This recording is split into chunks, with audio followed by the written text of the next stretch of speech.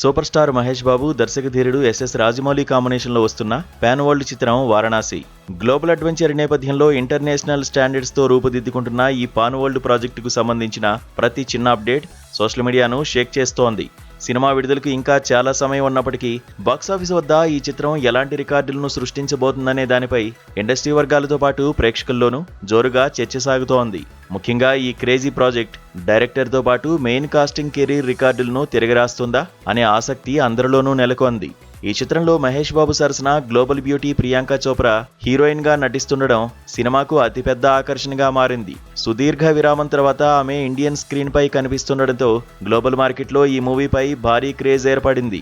మరోవైపు మలయాళ star hero Prithviraj Sukumaran ఈ చిత్రంలో విలన్ రోల్లో నటిస్తుండటంతో సినిమా రేంజ్ మరింత పెరిగింది. హాలీవుడ్ స్థాయి ప్రొడక్షన్ వాల్యూస్తో తెరకెక్కుతున్న ఈ సినిమా బడ్జెట్ 1300 కోట్ల రూపాయలకు పైగానే ఉంటుందని అంచనా.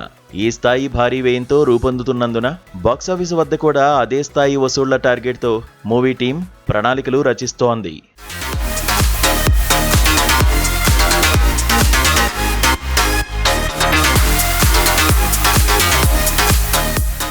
ప్రస్తుతం ట్రేడ్ వర్గాల్లో వినిపిస్తున్న ప్రధాన ప్రశ్న ఏమిటంటే, ఈ సినిమా మెయిన్ టీమ్ మెంబర్స్ కెరీర్లోనే అత్యధిక వసూళ్లు సాధించిన చిత్రాల రికార్డులను వారణాసి బ్రేక్ చేయగలదా అని. మహేష్ బాబు కెరీర్లో ఇప్పటివరకు 220 కోట్ల రూపాయలతో సరిలేరు నీకెవరు టాప్ గ్రాసర్గా ఉంది.